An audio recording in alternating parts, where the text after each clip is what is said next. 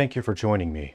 Today I hope to address the games industry as well as gamers regarding a recent game launch and public conduct regarding the intentions of that game. It has been directly requested of me by people all across the games industry as well as gamers all around the world to represent their voices and feelings and help steer the industry away from hiring malpractice and self-serving corporate fixation and help guide the industry back toward creativity and integrity. Due to my position as a working professional in the industry, it is important I remain impartial as I listen to understand all perspectives regarding topics that affect the state of the industry. It is for this reason I do not single out, target, or name games from small or medium-sized development teams, as it is already challenging for that size of development studio to maintain profitability and bring positive attention to their products. Today I will make a modest exception as we discuss Lost Records, Bloom and Rage from Don't Nod Entertainment. I make this exception firstly due to the gravity of the topic we need to discuss, and secondly, nobody is going to hear of this game or much less purchase it anyway. The situation regarding this title is made worse by the developer of the game, Don't Nod Entertainment, silencing people who do not praise Lost Records, Bloom and Rage. It is important I research and understand these games that I address, but I must apologize to Don't Nod Entertainment because when I was looking up their new game, Lost Records, Bloom and Rage, I did nod off. So I may not have an entirely complete understanding of this puberty simulator made for children. This software title is designed entirely to rely on manipulative tactics to force players to feel obligated to purchase their game, whether it is through the superficial and incompetent depiction of the 1990s or leveraging gender and sexual identity in the form of its in-game characters. This is a software title manufactured by people who openly hate gamers and are setting out to manipulate marginalized people, like those who are not straight, into submitting to a self-centered and narrow worldview in which other people only have value if they echo the exact same political and ideological views. In response to the launch of Lost Records, Bloom and Rage, a self-described entertainment lawyer focused on complex rights deals, film, and TV finance published a post on social media site masquerading as a professional platform where adults may network and meet, LinkedIn. In this post, this entertainment lawyer lectures consumers of the following points at length. People must purchase the game at full price, ideally pre-ordering and buying the deluxe version. People must play it. People must get other people to buy and play it in the most expensive way possible. This person reiterates you must buy these products because they focus on identity, supremacy, and politics that align with the consumer, supposedly. Nowhere in this post is the concept of the quality of the product ever discussed in regards to a reason as to why a person should purchase a product. In fact, this post openly admits that reviews for the game are, to quote, not great. Yet, because the game focuses on politics and identity supremacy, people are required to purchase the game in the most expensive way possible and to force other people to also buy and play it. I will not name this person in my speech. I will not address him or her directly. Firstly, in my line of work, I deal directly with CEOs and owners of multi-million-dollar businesses. I do not punch down on children, nor do I waste my time engaging with people who live in a bubble of reality rejection and who refuse to listen when adults are speaking. Instead of addressing this person, I would like to communicate directly with my colleagues working in the games industry to point out this misbehavior and malpractice. It is not our job to tell people what to do. It is not our job to tell people how to spend their money, and it is definitely not our job to control the thoughts of our customers.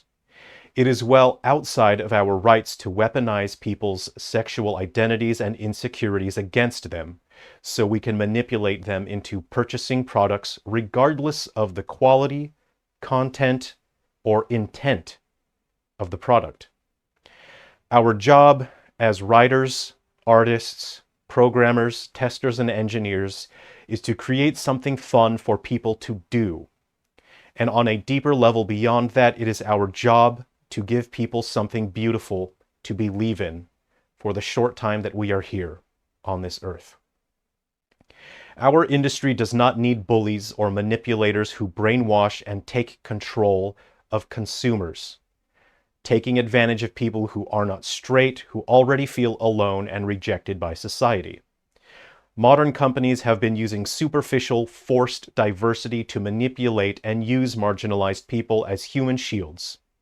They hire based on gender, race, and sexual identity, not competence or talent. One cannot be taught talent, nor can one conjure skill by reciting a cult incantation in their Twitter bio.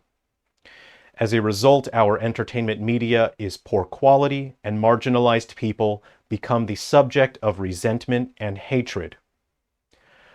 I've been listening to the wants and needs of as many people as I can in the games industry. Here is my assessment. Gamers want good games. Marginalized people want to feel like they are accepted and that they belong. It is actually not complicated to achieve this, because we already had that before these activists forced their way into entertainment media industries and started throwing tantrums. 20 years ago, we had good games, and marginalized people were not being treated as separate from the rest of the population. If we had already solved this problem 20 years ago, why is it such a prominent problem now? Those activists hijacking entertainment media, pushing their corporate DEI scam, sure have done a great job making sure the world grows more hateful and resentful of marginalized groups while ruining the quality of our media. DEI has done an excellent job of making marginalized people feel like they don't belong with and will never be able to agree with everyone else who is different from them. There are people working in entertainment industries, especially our games industry, who are working in bad faith. Those activists have no care or concern for the damage they cause to our industry. They care nothing of the products that they bully consumers into buying.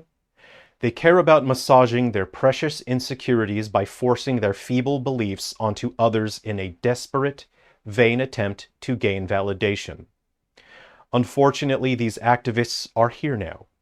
They are causing damage and are making it difficult for real developers with actual talent and skill to do their jobs.